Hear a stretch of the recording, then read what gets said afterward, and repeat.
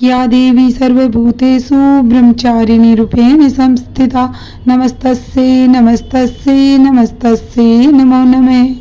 जय माता दी दोस्तों, कैसे आप सब लोग। उम्मीद करती हूँ सब अच्छे होंगे। सब पे माता रानी ऐसे ही कृपा बनाए रखे। मैं अनुरेखा स्वागत करती हूँ आपका आपके अपने चैनल सरल भक्ति में। आज नवरात्रि का दूसरा दिन है और इस दिन माँ दुर्गा के दूसरे स्वरूप माँ ब्रह्मचारिणी का पूजन किया जाता है। इसके साथ ही 10 महाविद्याओं में से एक माँ तारा का भी साथ में पूजन किया जाता है। इस दिन आपको वैसे ही पूजन करना है जैसे प्रथम दिन किया था, धूप दीप नैवेद्य आदि से। इस दिन माँ को दूध से बनी हुई चीज़ों का भोग लगाया जाता है या फिर आप दूध का भी लगा सकते हो और माँ ब्रह्मचारिणी को मिश्री का भोग अवश्य लगाए। और नवरात्रि के दूसरे दिन सप्तशती के पाठ का दूसरा और तीसरे अध्याय का पाठ किया जाता है। तो सबसे पहले गुरु का गणेश जी का ध्यान करके माँ भगवती को प्रणाम करें। ओम तुम दुर्गाय नमः नमश्चंडिकाय। दूसरा अध्याय देवताओं के तेज से देवी का प्रादुर्भाव और महिषासुर की सेना का वध। विनियोग। ओम मध्यम चरित्र के विष्णु ऋषि है, महालक्ष्मी देवता है, उसके छंद है, शाकंभरी शक्ति है, दुर्गा बीज है, वायु तत्व और यजुर्वेद स्वरूप है। श्री महालक्ष्मी की प्रसन्नता के लिए मध्यम चरित्र के पाठ में इसका विनियोग है। मैं कमल के आसन पर बैठी हुई प्रसन्न मुख वाली महिषासुर मर्दनी भगवती महालक्ष्मी का भजन करती हूँ। वे अपने हाथों में अक्षमाला, परसा, गदा, बाण, वज्र, पद्म, धनुष, कुंडिका, दंड, शक्ति, खड़ग, ढाल, शंख, घंटा, मधुपात्र, शूल, पाश और चक्र धारण करती है। ऋषि कहते हैं पूर्व काल में देवताओं और असुरों में पूरे 100 वर्षों तक घोर संग्राम हुआ। उसमें असुरों का स्वामी महिषासुर था और देवताओं के नायक इंद्र थे। उस युद्ध में देवताओं की सेना महाबली असुरों से परास्त हो गई। संपूर्ण देवताओं को जीतकर महिषासुर इंद्र बन बैठा। तब पराजित देवता प्रजापति ब्रह्मा जी को आगे करके उस स्थान पर गए जहां भगवान शंकर और विष्णु विराजमान थे। देवताओं ने महिषासुर के पराक्रम तथा अपने पराजय का यथावत वृत्तांत उन दोनों देवेश्वरों से विस्तार पूर्वक कह सुनाया। वे बोले, भगवान महिषासुर सूर्य, इंद्र, अग्नि, वायु, चंद्रमा, यम, वरुण तथा अन्य देवताओं के भी अधिकार छीनकर स्वयं सबका अधिष्ठाता बना बैठा है। उस दुरात्मा महिष ने समस्त देवताओं को स्वर्ग से निकाल दिए है। अब वे मनुष्य की भांति पृथ्वी पर विचरते हैं। दैत्यों की ये सारी करतूत हमने आप लोगों से कह सुनाई है। अब हम आपकी शरण में आए हैं, इसके वध का कोई उपाय सोचिए। इस प्रकार देवताओं के वचन सुनकर भगवान विष्णु और शिव ने दैत्यों पर बड़ा क्रोध किया। उनकी भौहें तन गई, मुंह टेढ़ा हो गया। तब अत्यंत कोप से भरे हुए चक्रपाणी श्री विष्णु के मुख से एक महान तेज प्रकट हुआ। इसी प्रकार ब्रह्मा, शंकर तथा इंद्र आदि अन्य देवताओं के शरीर से भी बड़ा भारी तेज निकला। वह सब मिलकर एक हो गया। महान तेज का वह पुंज जाज्वल्य पर्वत सा जान पड़ा। देवताओं ने देखा वहाँ उनकी ज्वालाएं संपूर्ण दिशाओं में व्याप्त हो रही है। संपूर्ण देवताओं के शरीर से प्रकट हुए उस तेज की कहीं भी तुलना नहीं थी। एकत्रित होने पर वह नारी के रूप में परिणत हो गया। अपने प्रकाश से तीनों लोकों में व्याप्त जान पड़ा। भगवान शंकर का जो तेज था उससे देवी का मुख प्रकट हुआ। यमराज के तेज से उसके सिर के बाल निकल आए। श्री विष्णु भगवान के तेज से उनकी भुजाएं उत्पन्न हुई। चंद्रमा के तेज से दोनों स्तनों और इंद्र के तेज से मध्य भाग कटी प्रदेश का प्रादुर्भाव हुआ। वरुण के तेज से जंगा और पिंडलियां तथा पृथ्वी के तेज से नितंब भाग प्रकट हुआ। ब्रह्मा के तेज से दोनों चरण और सूर्य के तेज से उनकी उंगलियां हुई। वसु के तेज से हाथों की उंगलियां और कुबेर के तेज से नासिका प्रकट हुई। उस देवी के दांत प्रजापति के तेज से और तीनों नेत्र अग्नि के तेज से प्रकट हुए। उनकी भौहें संध्या की और कान वायु के तेज से उत्पन्न हुए। इसी प्रकार अन्य देवताओं के तेज से भी उस कल्याणमयी देवी का आविर्भाव हुआ। तदंतर से समस्त देवताओं के तेज पुंज से प्रकट हुई देवी को देखकर महिषासुर के सताए हुए देवता बहुत प्रसन्न हुए। पिनाकधारी भगवान शंकर ने अपने शूल से एक शूल निकाल कर उन्हें दिया। फिर भगवान विष्णु ने भी अपने चक्कर से चक्कर उत्पन्न करके भगवती को अर्पण किया। वरुण ने भी शंख भेंट किया। अग्नि ने उन्हें शक्ति दी और वायु ने धनुष और बाण से भरे हुए 2 तरकश प्रदान किए। सहस्त्र नेत्रों वाले देवराज इंद्र ने अपने वज्र से वज्र उत्पन्न करके दिया और ऐरावत हाथी से उतारकर एक घंटा भी प्रदान किया। यमराज ने काल दंड से दंड, वरुण ने पास, प्रजापति ने स्टपिकास की माला था, ब्रह्मा जी ने कमंडलू भेंट किया। सूर्य ने देवी के समस्त रोमकूपों में अपनी किरणों का तेज भर दिया। काल ने उन्हें चमकती हुई ढाल और तलवार दी। क्षीर समुद्र ने उज्जवल हार तथा कभी जीर्ण होने वाले 2 दिव्य वस्त्र भेंट किए। साथ ही उन्होंने दिव्य चूड़ामणि, 2 कुंडल, कड़े, उज्जवल अर्धचंद्र, सब बाहुओं के लिए केयूर, दोनों चरणों के लिए निर्मल नुपुर, गले की सुंदर हंसली और सब उंगलियों में धारण करने के लिए अंगूठियां प्रदान की। विश्वकर्मा ने उन्हें अत्यंत निर्मल वर्षा भेंट किया। साथ ही अनेक प्रकार के अस्त्र और अभेद कवच भी दिए। इसके सिवा मस्तक और वक्ष स्थल पर धारण करने के लिए कभी ने कुमलाने वाली कमलों की मालाएं भी दी। जल्दी ने उन्हें कमल का फूल भेंट किया। हिमालय ने सवारी के लिए सिंह तथा भांति भांति के रत्न समर्पित किए। धनाक्ष कुबेर ने मधु से भरा पान पात्र दिया तथा संपूर्ण नागों के राजा शेष ने, जो इस पृथ्वी को धारण करते, उन्हें बहुमूल्य मणियों से विभूषित नागहार भेंट दिया। इसी प्रकार सब देवताओं ने भी आभूषण और अस्त्र शस्त्र देकर देवी का सम्मान किया। तत्पश्चात उन्होंने बारंबार अट्टासपुर के उच्च स्वर में गर्जना की। उनके भयंकर नाद से संपूर्ण आकाश गूंज उठा। देवी का यह अत्यंत उच्च स्वर में किया हुआ सिंहनाद कहीं न समा सका। आकाश उनके सामने लघु प्रतीत होने लगा। उससे बड़े जोर की प्रतिध्वनि हुई, जिससे संपूर्ण विश्व में हलचल मच गई और समुद्र कांप उठे, पृथ्वी डोलने लगी, समस्त पर्वत हिलने लगे। उस समय देवताओं ने अत्यंत प्रसन्नता के साथ सिंहवाणी भवानी से कहा, देवी तुम्हारी जय हो। साथ ही महर्षियों ने भक्तिभाव से विनम्र होकर उनका स्तवन किया। संपूर्ण त्रिलोकी को शोक ग्रस्त देखकर दैत्यगण अपनी समस्त सेना कवच आदि से सुसज्जित कर हाथों में हथियार ले सहसा उठ खड़े हुए। उस समय महिषासुर ने बड़े क्रोध में आकर कहा, ये क्या हो रहा है? फिर वह संपूर्ण असुरों के से घिरकर उस सिंहनाद की ओर लक्ष्य करके दौड़ा। आगे पहुंचकर उसने देवी को देखा, जो अपनी प्रभा से तीनों लोकों को प्रकाशित कर रही थी। उनके चरणों के भार से पृथ्वी दबी जा रही थी, माथे के मुकुट से आकाश में रेखा सी खींच रही थी तथा वे अपने धनुष की टंकार से सातों पातालों को शुद्ध किए देती थी। देवी अपनी हजारों भुजाओं से संपूर्ण दिशाओं को आच्छादित करके खड़ी थी। तदंतर उनके साथ दैत्यों का युद्ध छिड़ गया। नाना प्रकार के अस्त्र शस्त्रों के प्रहार से संपूर्ण दिशाएं उद्भासित होने लगी। चिक्षु नामक महान असुर महिषासुर का सेना नायक था। वे देवी के साथ युद्ध करने लगा। अन्य दैत्यों की चतुर्गुणी सेना साथ लेकर चामर भी लड़ने लगा। 60,000 रथियों के साथ आकर उद्ग्रह नामक महादैत्य ने लोहा लिया। 1 करोड़ रथियों के साथ लेकर महानु नामक दैत्य युद्ध करने लगा, जिनके रोए तलवार के समान तीखे थे। वह असिलोमा नामक महादैत्य 5 करोड़ रथी सैनिकों सहित युद्ध में आ डटा। 60 लाख रथियों से घिरा हुआ बासकल नामक दैत्य भी इस युद्ध भूमि में लड़ने लगा। परिवारित नामक राक्षस हाथी पर सवार हो घुड़सवारों के अनेक दलों तथा 1 करोड़ रथियों की सेना लेकर युद्ध करने लगा। बिडाल नामक दैत्य 5 अरब रथियों से घिरकर लोहा लेने लगा। इसके अतिरिक्त तो और भी हजारों महादैत्य रथ, हाथी और घोड़ों की सेना साथ लेकर वहां देवी के साथ युद्ध करने लगे। समय महिषासुर उस रणभूमि में कोटि कोटि सहस्र रथ, हाथी और घोड़ों की सेना से घिरा हुआ खड़ा था। वे दैत्य देवी के साथ तोमर, विधिपाल, शक्ति, मुसल, खड़ग, परशु और पटिश आदि अस्त्र शस्त्रों का प्रहार करते हुए युद्ध कर रहे थे। कुछ दैत्यों ने उन पर शक्ति का प्रहार किया, कुछ लोगों ने पास फेंके तथा कुछ दूसरे दैत्य खड़ग प्रहार करके देवी को मार डालने का उद्योग करने लगे। देवी ने भी क्रोध में भरकर खेल खेल में ही अपने अस्त्र शस्त्रों की वर्षा करके दैत्यों के समस्त अस्त्र शस्त्र काट डाले।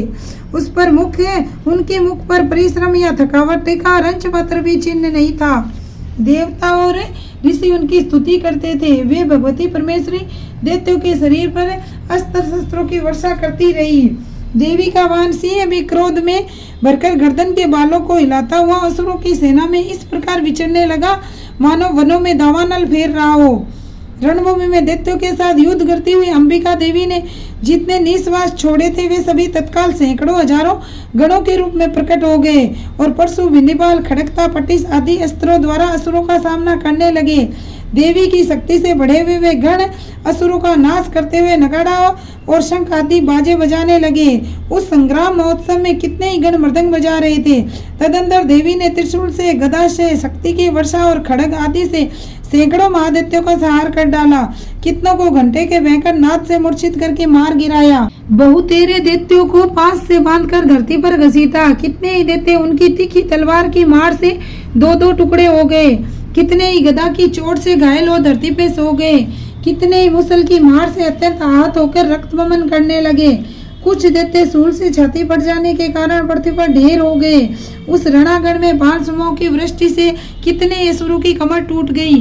बाज की तरह झपटने वाले देव पिंडक दैत्यगण अपने प्राणों से हाथ धोने लगे। किन्हीं की बाहें छिन्न भिन्न हो गई, कितनों की गर्दनें कट गई, कितने ही दैत्यों के मस्तक कट कट करके गिरने लगे। कुछ लोगों के शरीर मध्य भाग में विदीर्ण हो गए, कितने ही महादैत्य जांघें कट जाने से पृथ्वी पर गिर पड़े। कितनों को ही देवी ने एक बाह, एक पैर और एक नेत्र वाले करके 2 टुकड़ों में चीर डाला। कितने ही दैत्य मस्तक कट जाने पर भी गिरकर फिर उठ जाते और केवल धड़ के रूप में अच्छे अच्छे हथियार हाथ में ले देवी के साथ युद्ध करने लगते। दूसरे कबंध युद्ध के बाजों की लय पर नाचते। कितने ही बिना सिर के धड़ हाथों में खड़ग शक्ति और रिष्टि लिए दौड़ते ता दूसरे महादैत्य ठहरो ठहरो ये कहते हुए देवी को युद्ध के लिए ललकारते थे। जहाँ ये घोर संग्राम हुआ वहाँ की धरती देवी के गिराए हुए रथ, हाथी, घोड़े और असुरों की लाशों से ऐसी पट गई कि वहाँ चलना फिरना असंभव हो गया। दैत्यों की सेना, हाथी, घोड़े और असुरों के शरीर से इतने अधिक मात्रा में रक्तपात हुआ था कि थोड़ी देर में वहाँ खून की बड़ी बड़ी नदियां बहने लगी। जगदम्बा ने असुरों की विशाल सेना को क्षण भर में नष्ट कर दिया। ठीक उसी तरह जैसे तृण और काठ के भारी ढेर को आग कुछ ही क्षण में भस्म कर देती है, और वह सिंह भी गर्दन के बालों को हिला हिलाकर जोर जोर से गर्जना करता हुआ दैत्यों के शरीर से मानो उनके प्राण चुने लेता हो। वहाँ देवी के गणों ने भी उन महादैत्य के साथ ऐसा युद्ध किया जिससे आकाश में खड़े हुए देवतागण उन पर बहुत संतुष्ट हुए और फूल बरसाने लगे। इस प्रकार मार्कंडेय पुराण में सार्वणिक मनवंतर की कथा के अंतर्गत देवी महात्म्य में महिषासुर की सेना का वध नामक है दूसरा अध्याय। अब तीसरा अध्याय का पाठ भी इसी दिन करेंगे। तीसरे अध्याय में सेनापतियों सहित महिषासुर का वध। जगदम्बा के श्री अंगों की कांति उदय काल के सहस्रों सूर्यों के समान है। वे लाल रंग की रेशमी साड़ी पहने हुए उनके गले में मुंडमाला शोभा पा रही है। दोनों स्तनों पर रक्तचंदन लेप लगा है। वे अपने कर कमलों में जप मालिका, विद्या और अभयता वर नामक मुद्राएं धारण किए हुए हैं। 3 नेत्रों से सुशोभित मुखार बिंद की बड़ी शोभा हो रही है। उनके मस्तक पर चंद्रमा के साथ ही रतन में मुकुट बंधा है तथा वे कमल के आसन पर विराजमान है। ऐसी देवी को मैं भक्तिपूर्वक प्रणाम करती हूँ। ऋषि कहते हैं, दैत्यों की सेना इस प्रकार तहस महस होते देख महादैत्य सेनापति चिक्षुर क्रोध में भरकर अंबिका देवी से युद्ध करने के लिए आगे बढ़ा। वह असुर रणभूमि में देवी के ऊपर इस प्रकार बाणों की वर्षा करने लगा जैसे बादल मेरुगिरी के शिखर पर पानी की धार बरसा रहे हो। तब देवी ने अपने बाणों से उसके बाण समूह को अनायास ही काट कर उसके घोड़े और सारथी को भी मार डाला।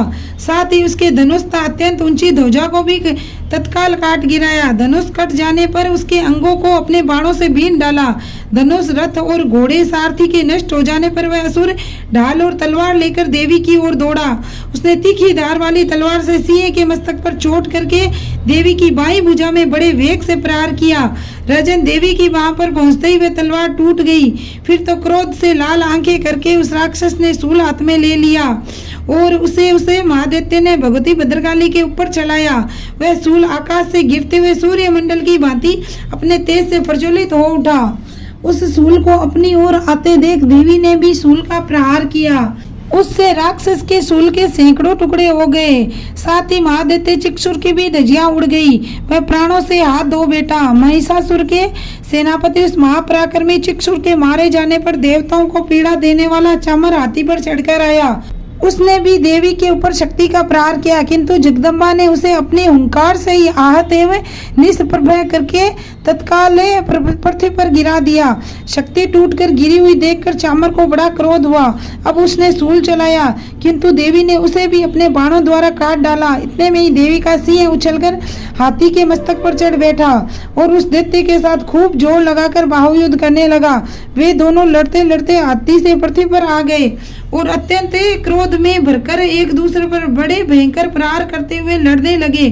तदंतर सिंह बड़े वेग से आकाश की ओर उछला और उधर से गिरते समय उसने पंजों की मार से चामर का सिर धड़ से अलग कर दिया। इसी प्रकार उद्ग्रह भी शिला और वृक्ष आदि की मार खाकर रणभूमि में देवी के हाथ से मारा गया था। काराल भी दांतों, मुक्कों और थप्पड़ों की चोट से धराशायी हो गया। क्रोध में भरी हुई देवी ने गदा की चोट से उद्धत का कचूमर निकाल डाला। विंध्यपाल से बांसकल को था बाणों से तांबर को अंधक को मौत के घाट उतार दिया। 3 नेत्रों वाली परमेश्वरी ने त्रिशूल से उग्राश्य उग्रवीर्यता महाअनु नामक दैत्यों को मार डाला। तलवार की चोट से विडाल के मस्तक को धड़ से काट गिराया। दूरदर्श और दुर्मुख इन दोनों को भी अपने बाणों से यमलोक भेज दिया। इस प्रकार अपनी सेना का सहार होता देख महिषासुर ने भैंसे का रूप धारण करके देवी के गणों को त्रास देना आरंभ किया।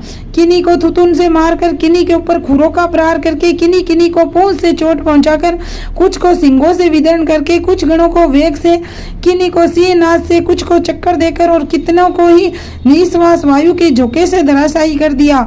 इस प्रकार गणों की सेना को गिराकर वह असुर महादेवी के सिंह को मारने के लिए झपटा। इससे जगदम्बा को बड़ा क्रोध हुआ। उधर महापराक्रमी महिषासुर भी क्रोध में भरकर धरती को खुरों से खोदने लगा तथा अपने सिंगों से ऊंचे ऊंचे पर्वतों को उठाकर फेंकने और गरजने लगा। उसके वेग से चक्कर देने के कारण पृथ्वी शुभ होकर फटने लगी।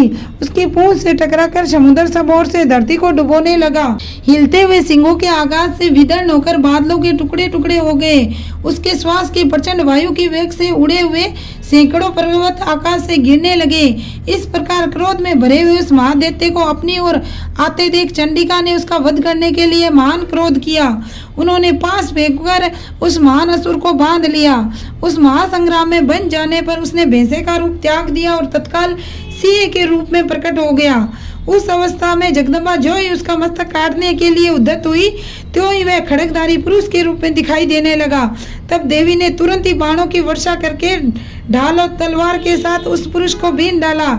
इतने में ही वह महान गजराज के रूप में परिणत हो गया तथा अपनी सूंड से देवी के विशाल सिंह को खींचने और गरजने लगा। खींचते समय देवी ने तलवार से उसकी सूंड काट डाली। तब उस महादैत्य ने पुनः भैंसे का शरीर धारण कर लिया। पहले की भांति चराचर प्राणियों सहित तीनों लोकों को व्याकुल करने लगा। तब क्रोध में भरी हुई जगदमाता जगदम्बिका बारंबार उत्तम मधु का पान करके और लाल आंखें करके हंसने लगी। उधर वह बल और पराक्रम के मद से उन्मत्त हुआ राक्षस गरजने लगा। अपने सिंगों से चंडी के ऊपर पर्वतों को फेंकने लगा। उस समय देवी ने अपने बाणों के समूह से उसके फेंके हुए पर्वतों को चूर्ण करती हुई बोली।